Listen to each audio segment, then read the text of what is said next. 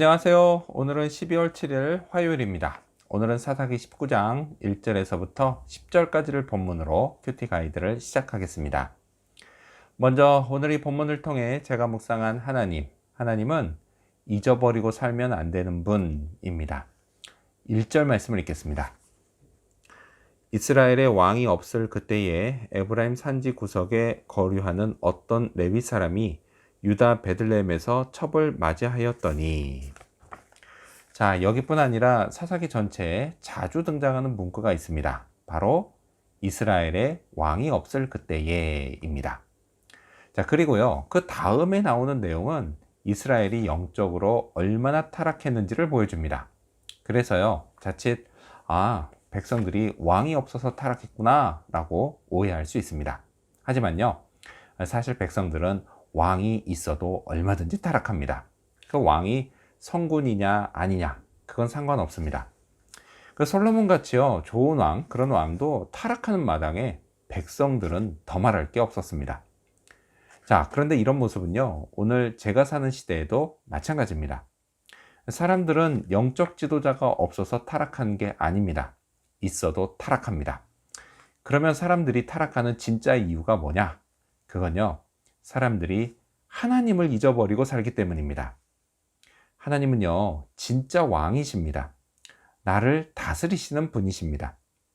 이것은요, 단지 내 행동만이 하나님의 통제 아래 있다는 것을 의미하지 않습니다.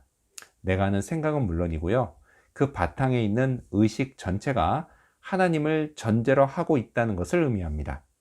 이건요, 내가 매 순간 무엇을 생각하고 행동하든지 하나님을 잊어버리고 살면 안 된다는 뜻입니다. 그렇게 해도 타락할 가능성은 얼마든지 있습니다. 그래도 그나마 줄일 수 있는 방법이 바로 이것입니다. 자, 그렇다면 계속해서 오늘 이 본문을 통해 제가 발견한 인간의 모습, 어떤 게 있을까요? 오늘은 타락한 레위인의 모습을 볼 수 있습니다. 1절 말씀을 다시 읽겠습니다. 이스라엘의 왕이 없을 그때에 에브라임 산지 구석에 거류하는 어떤 레위 사람이 유다 베들레헴에서 첩을 맞이하였더니. 오늘날이야 일부 일처제가 당연하지만 옛날에는 그러지 않을 수도 있었겠다, 이런 생각에요, 지금 이 말씀을 그냥 넘어갈 수 있습니다. 자, 하지만요, 사실 옛날에도 이스라엘은 일부 일처제가 기본이었습니다. 자, 이것이요, 레위인에게는 율법으로 정해져 더욱 엄격했습니다. 따라서요, 지금 이 1절에 나온 레위 사람이 첩을 맞이했다 라고 하는 건 엄연히 율법을 어긴 것이었습니다.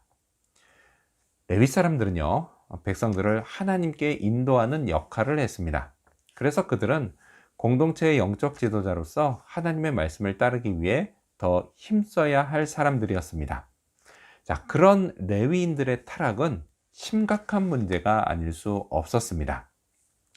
오늘날도 마찬가지죠. 영적 지도자들마저 타락하면 세상은 더 이상 희망이 없습니다. 물론요, 하나님의 전격적인 개입으로 다시 회복될 수는 있지만 그 과정에서 겪는 고통은 이루다 말할 수 없습니다. 이런 이유로요, 저는 늘 정신을 바짝 차리고 살아야 합니다. 왜 레위인이 첩을 맞이했을까요? 사랑해서요? 오늘 본문만 보면 그런 것 같습니다. 하지만요, 이 이야기가 좀 더 진행이 되면 그게 그렇지 않다는 것을 알게 됩니다. 레위인의 사랑, 그 사랑은 사실 자기 정욕을 채우기 위한 것에 불과했습니다. 제가 목회자의 길에 막 들어섰을 때요, 누군가 제게 앞으로 이 세 가지를 조심하라 이렇게 조언해 줬습니다. 세 가지 뭐냐? 돈, 명예, 성이었습니다. 물론요, 이건 목회자가 되기 전부터 알고 있었던 거지만 목회자가 된 이후로는 훨씬 더 신경 써서 조심하고 있습니다. 제가 타락할 때요, 그게 미치는 영향, 그게 얼마나 큰지를 알기 때문입니다. 자, 그렇다면 끝으로 오늘 이 본문을 통해 나에게 주신 교훈이 뭘까요? 그건 좋은 아버지가 되자입니다. 9절 말씀을 읽겠습니다. 그 사람이 첩과 하인과 더불어 일어나 떠나고자 하매 그의 장인 곧 그 여자의 아버지가 그에게 이르되 보라, 이제 날이 저물어 가니 청하건대 이 밤도 유숙하라. 보라, 해가 기울었느니라. 그대는 여기서 유숙하여 그대의 마음을 즐겁게 하고 내일 일찍이 그대의 길을 가서 그대의 집으로 돌아가라 하니. 어, 과연 장인의 이런 강청이 옳았냐 틀렸냐의 여부를 떠나서요. 딸 자식을 둔 아비의 심정으로 보는 것도 나쁘지는 않겠습니다.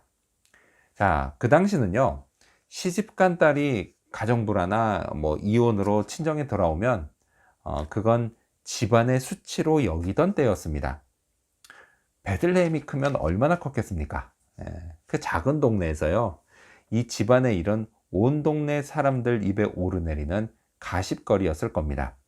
그러니 지난 넉 달 동안 장인이 얼마나 괴로웠겠습니까? 근데 그러던 차에 사위가 찾아온 겁니다. 얼마나 반갑고 또 잘해주고 싶었을까요? 예. 장인은요, 사위의 눈치를 엄청 봤습니다. 이게 그대의 마음을 즐겁게 하라는 말 속에 다 들어 있습니다. 따라서요, 그의 강청은 다 사위가 자기 딸을 좀 잘 봐주길 원하는 아비의 심정에서 나온 것이었습니다.